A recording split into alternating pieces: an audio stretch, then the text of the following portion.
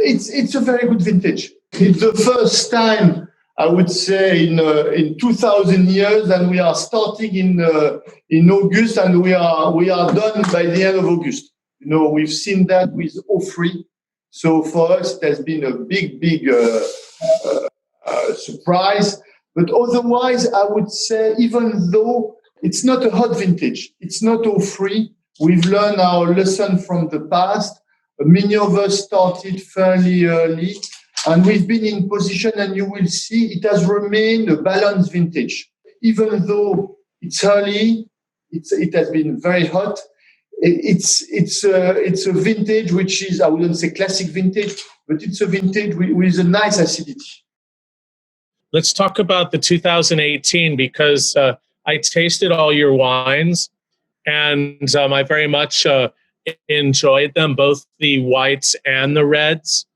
There's a very nice balance to the wines, showing nice ripeness, and that's very exciting. They seem like wines you could drink young, but they'll age well also. What are your thoughts about 2018 in general? I know you are in love, James, with I'm very pleased and proud that you love our 018. I would say the style of Maison Latour is well adapted to this kind of vintage.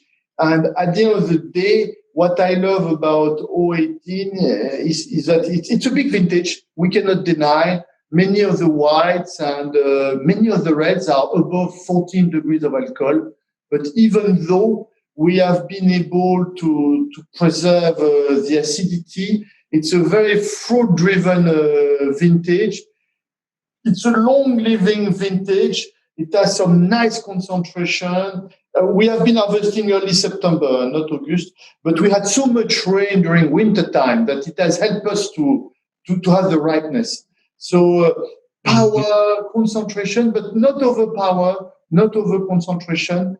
And people like us, and I remember your article in the One Spectre 30 years ago, finesse over power. Ourselves, we are well adapted to the fact that we didn't try to extract too much. In 018, everything was there. We had the color fairly quickly. We had the concentration. We had the fruit. So why do long cuvaison and things like that? We had everything in a very short period of time.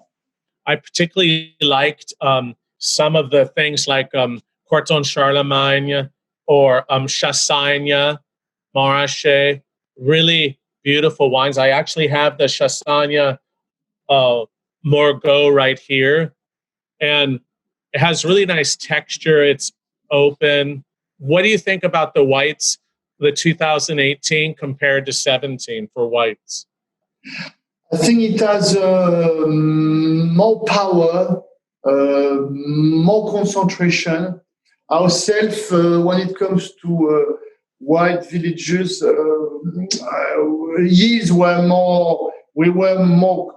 I mean, we all know that 018 was a big vintage quantity-wise, but we learn a bit about with 017. I think with 017, sometime in the whites, you have a little bit of dilution because the yields were very high. I think it's more the 018. What I like is that not only are they powerful, but there is no sign of dilution. They are very much focused. Yes. And they never lack of rain. So they have that healthy ripeness. And acidity. And acidity. The big thing in 2003 was all the malic acid was eaten up by the very warm summer. And in 18, we preserved, although most of it was taken up, we preserved the malic acid, which enabled us to have a nice backbone of acidity in 18, as well as that power. And then as far as the reds, like I said, they were very aromatic and balanced, not over-extracted, a little bit more concentrated than 17, the 2018. I'm tasting the Cru Vignes Franches, and that's like so beautiful right now. It's quite rich with lots of sunshine in it, but at the same time, there's a freshness. It's nicely framed, Quatre, and it's really nice on the palate. And I think that even people that wouldn't be they haven't drunk a lot of Burgundy would be delighted to drink that and enjoy it now. but it's definitely a wine that would be better in 5 years and for a long time. It's so good. And it can age. And as you've seen, Jim, what we try to avoid with a vintage like 018 at Maison Latour is, yes, we have to respect the vintage. Yes, we are around 14 degrees of alcohol, but we shouldn't go higher than that. And I would say we are very conscious that there are some great wines to be made between 13.5, 14.2. But as soon as we are above 14.5, 15 degrees, you had at the end of the mouth that aggressiveness with the alcohol. It doesn't match as well with food. So people like us, yes, let's respect the vintage. Let's make big reds, but we shouldn't overdo it.